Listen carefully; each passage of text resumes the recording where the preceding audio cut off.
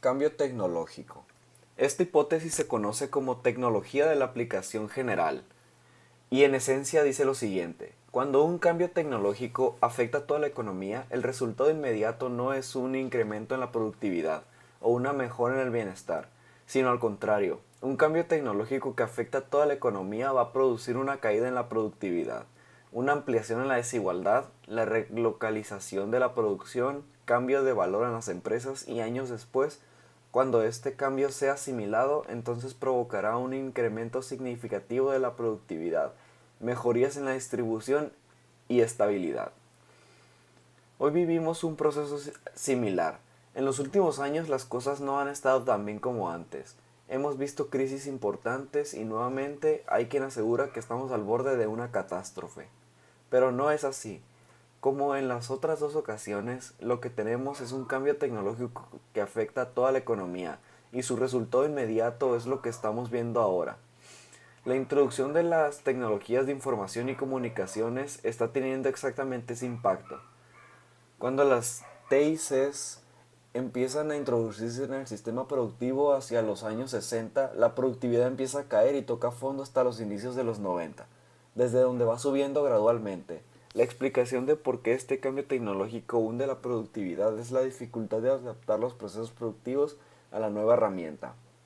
Por ejemplo, cuando empezaron a venderse computadoras personales en los años 80, pequeñas empresas las compraban, pero no sabían cómo usarlas y para que finalmente pudieran hacerlo hubo que modificar los procesos. Cuando los sistemas ya estaban rediseñados, la productividad se incrementó, pero durante el proceso hubo que dedicar tiempo y recursos a algo que antes no se tenía, por lo que la productividad se redujo.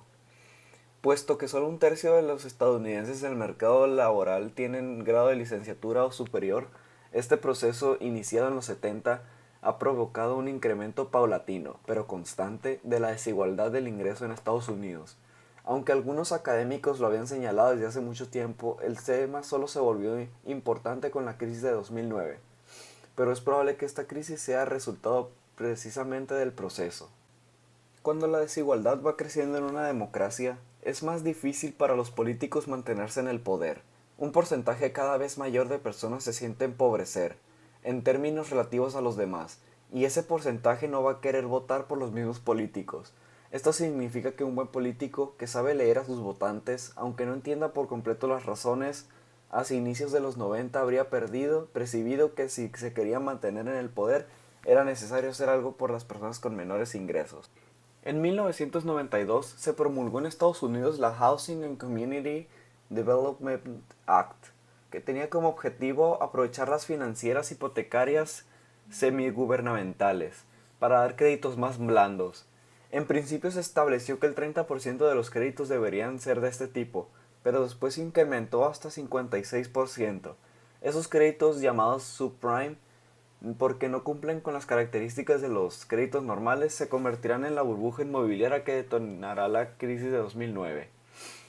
Apareció otra innovación financiera: los Credit Default Swaps, instrumentos financieros inventados años antes para asegurar el pago en el caso de deuda soberana y que se adaptaron para hacer lo mismo con los créditos subprime. Un CDS es una especie de seguro mediante el cual una empresa se compromete a pagar el valor de un crédito si el sujeto no paga. A cambio, el tenedor del crédito que quiere asegurarlo le paga una cantidad periódica. Después, para terminar de complicar todo, las financieras aplicaron una innovación más: los conduits. Un conduit es un paquete conformado por partes de créditos. Se divide un crédito en varias partes que luego se agrupan con otras partes de otros créditos para tener instrumentos con todo tipo de tasas, madurez, etc.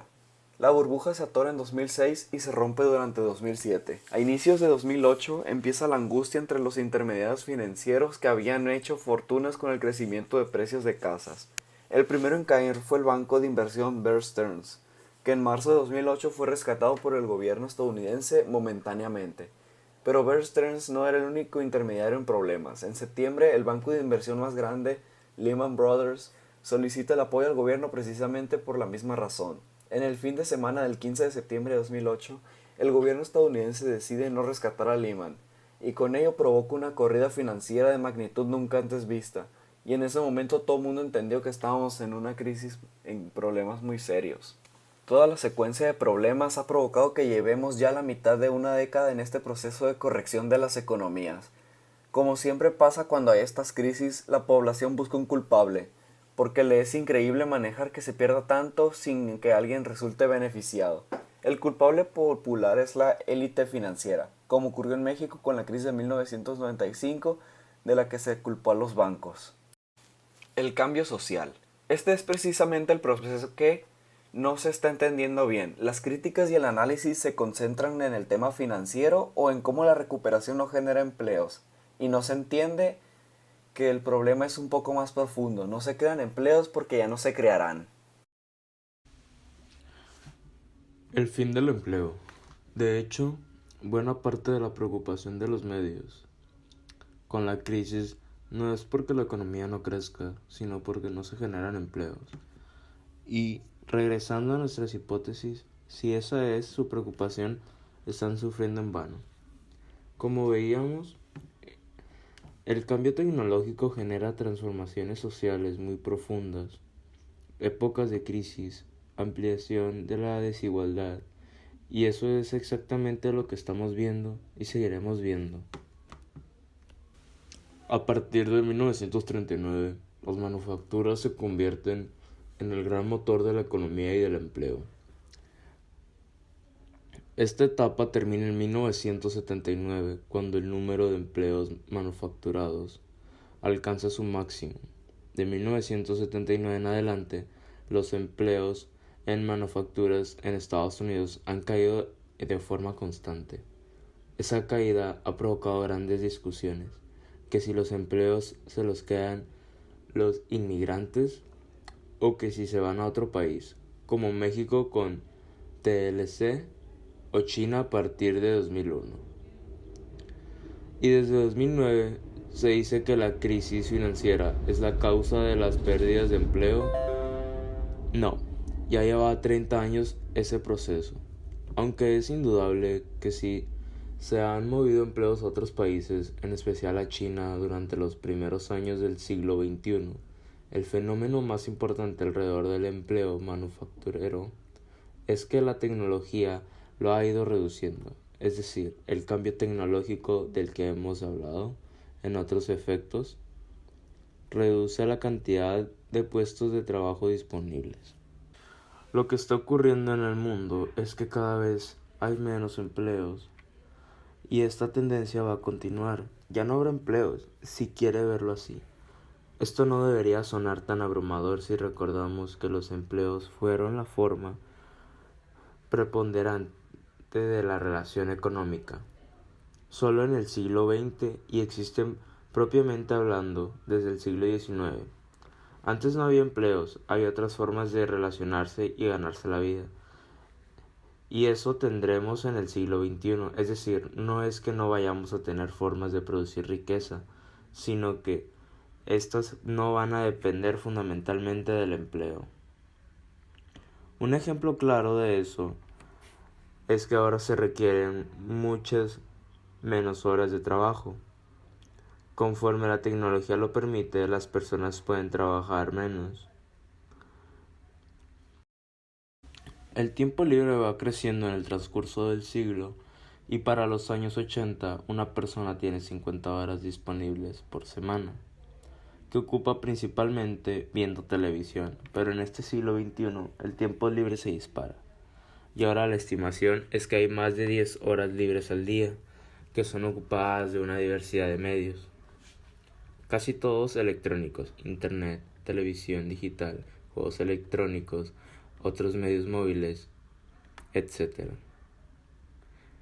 Este incremento en el tiempo libre implica que quien vende algo que las personas puedan aprovechar en la sociedad va a ganar cada vez más.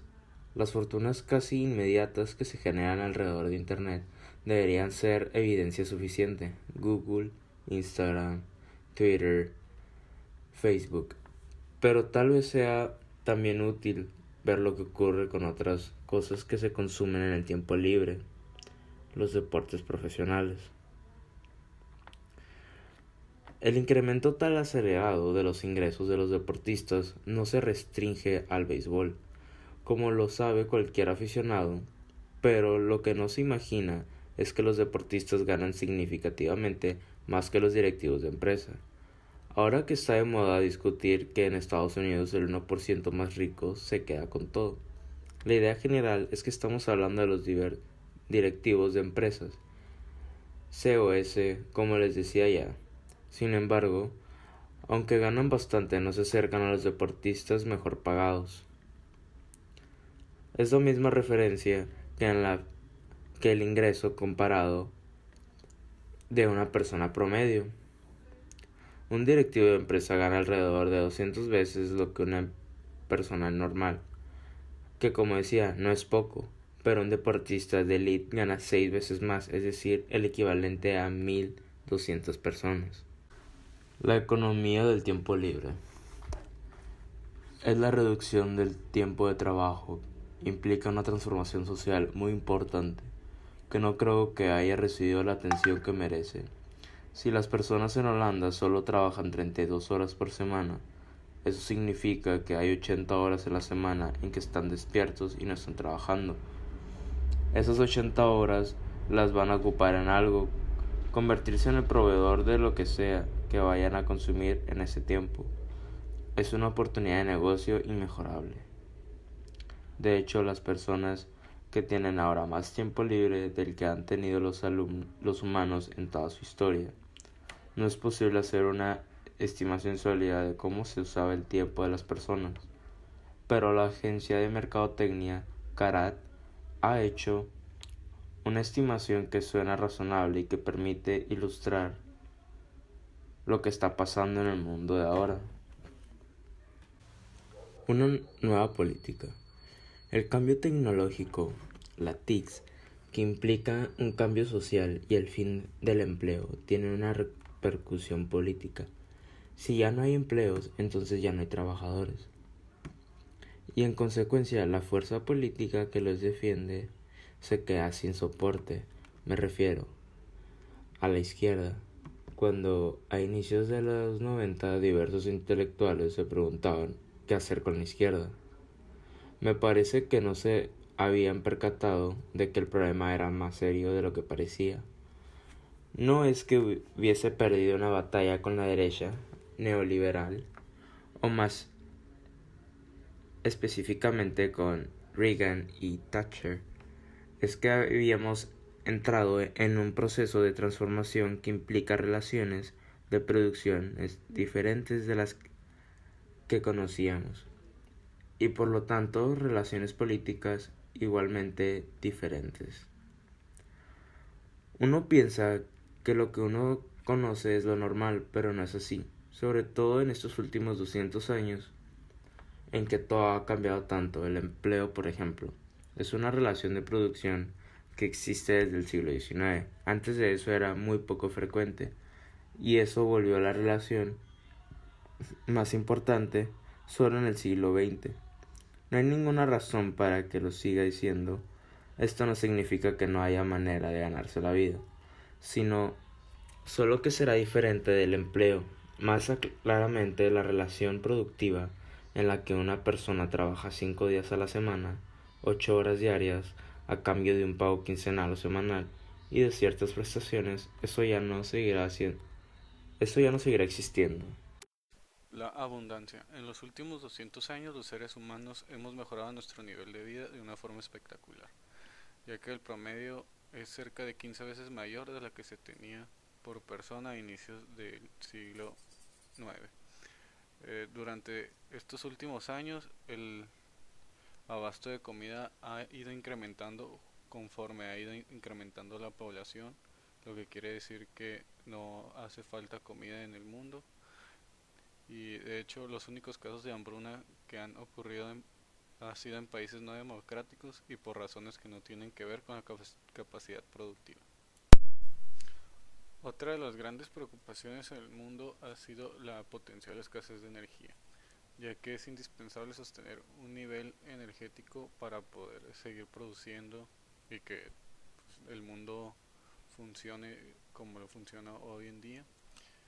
Hoy en día las fuentes de energía principales es el petróleo, el gas natural, el carbón y en menor cantidad la nuclear, la hidro y las energías renovables. Cambio climático. Este tema va muy relacionado al pasado sobre la revolución energética, ya que la quema de combustibles fósiles está principalmente ligada a el cambio climático que sufre el planeta hoy en día, ya que al quemar estos combustibles se produce dióxido de carbono, el cual es un gas de tipo invernadero. Los indicadores. Existen muchas mediciones acerca de lo que funciona o no en un país. El indicador de Foro Económico Mundial utiliza 12 pilares de la competitividad. De esos 12 macroindicadores, México está bien en dos: el tamaño y la estabilidad económica. Estamos regular en 6 más y tenemos problemas en 4: instituciones, mercado laboral, mercado de bienes y sistema financiero. En esos pilares estamos entre los 30 o 40 países peores del mundo. Aunque en los últimos años hay algunas variaciones, en esencia no hay grandes cambios en los indicadores de competitividad. Cuando uno se va al detalle de qué es lo que falla, nos encontramos con que las dimensiones en donde estamos peor tienen un origen parecido. Se pueden notar 3 dimensiones en las que peor estamos, que tienen que ver con seguridad, crimen organizado, costo de negocios por crimen y violencia, y confiabilidad de servicios policiales. Las dimensiones en que peor estamos provienen de sistemas asociados o alguno de estos temas: seguridad, educación, empresarios o corporaciones, o ineficiencia del gobierno. O más claramente, los podemos agrupar en 3 temas: ineficiencia del gobierno, educación y corporativismo, y estos 3 problemas son resultado del régimen de la revolución, de forma que su solución pasa por terminar definitivamente en los 100 años de confusión. Educación. El sistema educativo mexicano no funciona bien porque su objetivo no era educar, sino adoctrinar a los niños en el respeto al régimen. Por eso en México los niños destinan 25% de su tiempo a estudiar ciencias sociales, más del doble de lo que se destina en cualquier país desarrollado, porque se necesita mucho tiempo para adoctrinar a los niños en las creencias de los mitos olmeca, tolteca, maya, azteca, y luego en la conquista, la independencia, el Indito Juárez, el malévolo Porfirio y la revolución que todo lo resuelve. El problema educativo es en realidad resultado de la dirección de México durante el siglo XX. Tal vez en este momento ya esté claro, pero por si no fuera así, digamos con toda claridad que uno de los problemas fundamentales de México es la orientación del régimen de la revolución. El régimen que construyó Lázaro Cárdenas era de carácter corporativo, pero con inclinación hacia la izquierda. Por eso los murales que pintó Diego Rivera, prácticamente todos antes de que Cárdenas llegara a la presidencia, le dieron útiles al general, porque coincidían con su idea de México. Mientras Diego era un comunista convencido, Cárdenas, sin tener una orientación ideológica firme, un poco como resultó su régimen, tenía inclinaciones fuertes de izquierda. Lázaro Cárdenas fue levantado por la revolución cuando tenía 15 años y apenas la primera terminada. Así forja su visión del mundo después, apoyado por Francisco J. Mujica, también michoacano, y este sí claramente comunista. El desempeño de los niños y jóvenes mexicanos al compararse con otros países del mundo resulta deprimente. La primera comparación formal que tenemos es el examen PISA aplicado en 2003. PISA es un examen que aplica la OCDE entre sus países miembros, y otros países que se han ido sumando. Se aplica entre jóvenes de 15 años más o menos. En el primer examen los resultados fueron deprimentes. Teníamos la sospecha de que no éramos muy competentes, pero el examen lo confirmó. Para tener una mejor idea, el examen PISA consta de 6 módulos, en orden creciente de dificultad. El módulo 1 contiene problemas sencillos que tienen toda la información necesaria para resolverlos de forma explícita. Coloquialmente, los jóvenes que aprueban ese módulo son capaces de seguir instrucciones simples. El 41% de los jóvenes mexicanos no pudo siquiera aprobar ese módulo. Un 25% solo aprobó ese módulo, es decir que, en 2003, 2/3 partes de los jóvenes mexicanos lo más que podían hacer era seguir instrucciones simples, a los 15 años de edad, y una buena parte de ellos concluyendo la secundaria. Corrupción y Estado de Derecho. México tiene en realidad 2 problemas. Uno es esta orientación colectivista que promovió Cárdenas en 1935 y que en ese momento no parecía tan mala idea. Lo fue, y no solo nos costó durante el siglo XX, sino que su reproducción mediante un sistema educativo hecho para eso nos sigue costando mucho. El otro problema también es resultado del régimen, Para poder ser autoritario, un régimen tiene que ser superior a la ley. Cualquier poder que tenga la ley se lo resta a los gobernantes en turno. El poder de Cárdenas logra establecer en el régimen es de tal magnitud que no deja nada disponible para la ley. Dicho de otro modo, en México no hay ley a partir del gobierno de Cárdenas y hasta el derrumbe del régimen en 1997. Desde 1934 hasta 1988 no hay ningún senador ni gobernador de oposición. Desde 1935 la Suprema Corte de Justicia no toma ninguna decisión contraria al Ejecutivo sino hasta mediados de los 90. La inexistencia de la ley provoca que toda decisión sea negociable, permitiendo el funcionamiento del régimen creado bajo esta lógica. Por eso, lo que llamamos corrupción no es otra cosa que la permanencia de las costumbres de ese régimen en un entorno que ya es diferente. Muchos creen que la corrupción viene de la conquista española porque eso aprendieron en la escuela, que solo sirve para adoctrinar. La confusión viene de que en el siglo XVI y todavía hasta inicios del siglo XVIII, en toda Europa se vive el proceso de la construcción del Estado moderno, que lleva consigo la aparición de la ley general. El problema más importante de México es que no hay ley, y eso hace imposible limitar a los poderosos, que se dedican a extraer rentas de los demás en lugar de generar riquezas. Cuando se ataca a los empresarios extractores, nos dicen que son la industria nacional y que quien los ataca los que quiere es entregar el país al extranjero. Cuando el ataque va dirigido a los líderes, dicen que ellos defienden derechos de los trabajadores, victorias del sindicalismo. Cuando se ataca a los grupos de interés, dicen que ellos luchaban por la justicia local y que los ataques provienen de la burguesía, el neoliberalismo o cosas parecidas. Es decir, que este es un círculo vicioso producto de la forma en que funcionaba el viejo régimen que tiene el serio defecto de que impide que podamos vivir en un país moderno. Sin Estado de Derecho, la economía nunca puede funcionar bien y depende de la negociación directa de la empresa con el poder político. El capitalismo de compadrazgo del que ya hablamos, pero tampoco puede haber democracia. No existe democracia sin imperio de la ley. Los expertos. Ya hemos visto cómo es que se construyó México en el siglo XX. Vimos que ya tenemos retos, pero que estamos en un mundo que ofrece oportunidades. Pero esas oportunidades no las hemos aprovechado. Para entender por qué, conviene revisar lo que dicen los expertos. Los retos que enfrenta México no son una incógnita. Incluso se insiste mucho en que México está sobrediagnosticado y que el problema no es saber la enfermedad, sino resolverla. Sistemas financieros. El sistema financiero en México es deplorable. Su capacidad para mover los recursos es sumamente limitada, comparado con países de muy bajos ingresos. Observe usted cómo el único país que reduce su nivel de crédito entre los dos periodos reportados de 1960 a 1985 y del 2000 al 2012 es México. Y si en el primer periodo nos encontramos más o menos igual que toda América Latina. Ahora, solo Guatemala o Argentina, que es el único que tuvo un peor desempeño en el siglo XX, están a nuestro nivel. El crédito en México es de 38% del PIB, frente a 80% en Chile y 86% en Brasil. No es totalmente claro porque el nivel de créditos se ha mantenido estancado. Hay que recordar que entre los dos periodos analizados tuvimos banco de gobierno, luego privatizada y finalmente con mucha inversión extranjera. Sin que este indicador haya mejorado mucho, yo estoy convencido de que el problema de fondo es la incapacidad de lograr que se cumplan los contratos en México.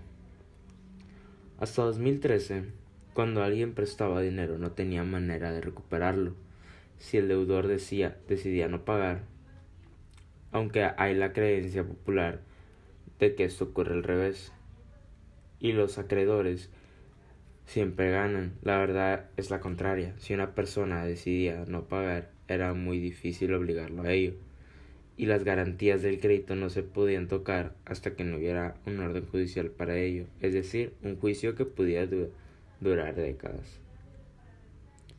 No debe haber duda de que con el sistema judicial mexicano, el que acababa perdiendo siempre era el más débil, de forma que la creencia popular tiene sentido cuando hablamos de una persona normal que pide préstamos a un banco o a un prestamista, Pero cuando el crédito ocurre entre empresas o entre ellas y el sistema financiero, el asunto es mucho más complicado, porque las dos partes pueden hacer uso de sus abogados y llevar el juicio a las calendas griegas. Por ello, la estrategia ideal de un banco era no prestar, o solo prestar a quien fuera un buen pagador. Es decir, se exageraban los requisitos de los créditos para ahuyentar en lo posible a los malos deudores. Puesto que los bancos no prestaban, la única forma para sobrevivir era cobrar comisiones por cualquier servicio. Por ello, me parece que la mejor forma de lograr que el crédito crezca en México y con ello crezca la economía es garantizar el pago de las deudas. Pobreza y desigualdad, un tema recurrente en los análisis de por qué México no crece, es el tema social. Aquí se mezcla con frecuencia tres cosas que son diferentes, aunque están muy relacionados: pobreza, desigualdad e informalidad. Son mencionadas como causas de la falta de crecimiento sin que quede claro por qué serían causas y no más bien efectos del estancamiento. La pobreza no parece tener una relación casual con el crecimiento económico. Existen muchas razones para acabar con la pobreza, pero las razones económicas son las menos importantes. Si quiere uno buscar algún mecanismo casual, puede afirmar que las personas en pobreza no pueden participar adecuadamente en el mercado, que por lo mismo es más pequeño de lo que podría ser. El crecimiento económico es inferior, pero hay muchas razones de más peso para enfrentar la pobreza antes de pensar en el tamaño del mercado. Con la desigualdad ocurre algo similar. Se dice que es causa de que la economía no crezca, pero nuevamente no hay una explicación clara de por qué ocurriría algo así. Si la desigualdad ocurre con un ingreso mediano elevado, puede ser que haya mucha desigualdad sin que siquiera haya pobreza. ¿Cómo es que eso reduciría el crecimiento? Algunos argumentan que en condiciones de desigualdad extrema, los menos favorecidos no tendrían incentivo a producir, o tal vez tengan incentivos a destruir el sistema violentamente. Pero esto tampoco parece cierto. Las revoluciones no suelen ocurrir por estas razones. Informalidad. Además de la pobreza y desigualdad, se hace referencia continuamente a otro tema relacionado: la informalidad. Al respecto, hay una gran confusión, porque para muchos informalidad es sinónimo de ambulantaje, mientras que para otros lo es de ilegalidad. Los primeros lo asocian entonces con la pobreza y los segundos con la criminalidad, y por consecuencia las soluciones que se proponen son antagónicas. La definición que utiliza la Organización Internacional del Trabajo y desde hace un par de años el INEGI es que informales son las personas que tienen empleos, que no cuentan con prestaciones de servicios de salud y seguridad social, es decir, todos los mexicanos que trabajan y no están registrados en el IMSS, ISSSTE o algún sistema de salud estatal o de las Fuerzas Armadas son informales. Esto lleva el porcentaje de informales en mexicanos a más del 60%. Más o menos la mitad de ellos corresponde a lo que genéricamente llamamos ambulantaje, pero la otra mitad no. Es indudable que hay una correlación entre la informalidad y la pobreza. Al cierre del 2013 había un poco más de 50 millones de mexicanos trabajando, aunque no hay información de ingresos de 5 millones de ellos. De los 45 millones restantes, 4 millones trabajaban sin ingresos, 7 ganaban hasta un salario mínimo, casi 12 millones con ingresos de entre 1 y 2 salarios mínimos, casi 11 millones con ingresos de entre 2 y 3 salarios mínimos, 8 millones con ingresos de entre 3 y 5 salarios mínimos y un poco menos de 4 millones ganan más de 5 salarios mínimos. Aunque no se puede obtener un promedio de ingreso, propiamente hablando, un ejercicio de aproximación nos indica que el ingreso promedio de un trabajador mexicano es de apenas 2.5 salarios mínimos. El ingreso promedio de quienes trabajaban en la informalidad es entonces inferior a 2 salarios mínimos. Para todos aquellos que creen que es posible incorporar a este grupo de mexicanos a la formalidad con el fin de que paguen impuestos, cabe recordar que con un ingreso de 2 salarios mínimos el impuesto sobre la renta es negativo. Al aplicar el subsidio para el empleo, las personas que ganan 2 salarios mínimos en México no solo no pagan ISR, sino que reciben cerca de 100 pesos mensuales como subsidio. Así, si incorporamos a los informales, habría que destinar 100 pesos a cada uno de ellos al mes. Son casi 30 millones de personas. A eso me refiero cuando insisto en que hay muchas confusiones acerca de la informalidad. Hay una proporción nada pequeña de informales que podrían y deberían estar en la formalidad pagando impuestos y cotizando en la seguridad social. Me refiero a quienes tienen ingresos de 3 salarios mínimos o más. En ese nivel está el 46% de los empleados formales, el 16% de las ambulantes, el 15% de los informales no ambulantes y apenas 3% de los rurales. La informalidad es un síntoma, no un problema en sí. Lo que nos señala la informalidad es que tenemos una proporción muy grande de mexicanos cuya productividad apenas alcanza los 2 salarios mínimos, que es algo así como $300 al mes. Con ese nivel de productividad, si no fuera por la economía informal, no hay muchos lugares en donde incorporar a esos 30 millones de mexicanos. Ese es el problema a resolver, la productividad.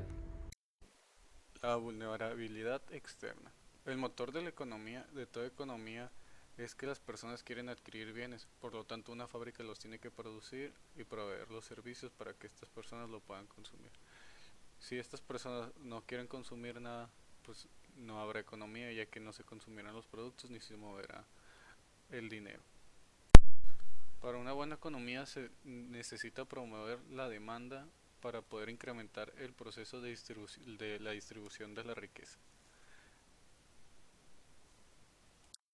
También se habla sobre el Tratado de Libre Comercio, el cual ayudó mucho a México a expandir su economía, ya que podía vender sus productos tanto a Estados Unidos como a Canadá.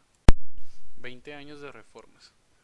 Ya se ha hablado sobre las dificultades en la economía de México y los retos que se le han presentado, y ha tenido grandes cambios estructurales México, que la primera ocurre entre 1986 y 1994, con la entrada de México al GATT y al TLCAN, o como se le conoce, Tratado de Libre Comercio. Los 15 años que van de 1997 a 2012 significan un gran cambio en la forma de vivir de los mexicanos, tanto en materia económica, debido a la apertura del Tratado de Libre Comercio, como en materia política. Aquí se enlistan la lista de razones por las cuales los cambios en México no se han logrado, según Carlos Elizondo Mayer Serra. La impopularidad de las reformas pendientes, la consolidación del tripartidismo, la falta de reelección legislativa, las altas barreras de entrada para nuevos jugadores, la dispersión del poder hacia autoridades locales. Nueva ruta. En 1993, la aprobación del TLCAN se había propuesto en Estados Unidos. Esto quería decir que México tendría una gran oportunidad, ya que los mexicanos podrían comprar una gran cantidad de artículos que anteriormente solo habían soñado. Había tasas de interés más bajas y había créditos, incluso hipotecarios, que en realidad nunca antes habían existido en cantidad importante. Los mexicanos creían ahora sí estaban ingresando al primer mundo, y que con Carlos Salinas de Gortari, el presidente más popular en muchos años. Las dificultades económicas de México derivan de la falta de productividad y esta, en buena medida, de los dos grandes defectos que arrastramos, la falta de Estado de Derecho y la orientación colectiva. Por eso es que las reformas son tan importantes, no solo lo que hace cada una de ellas, sino lo que aporta en general. Esperemos que ahora con el nuevo gobierno del próximo presidente electo nos vaya mucho mejor que con el presidente actual. Con esto se concluye este proyecto final de la materia de México en el contexto global. Muchas gracias por parte del equipo de César Márquez, Alejandro López y Javier Muñoz.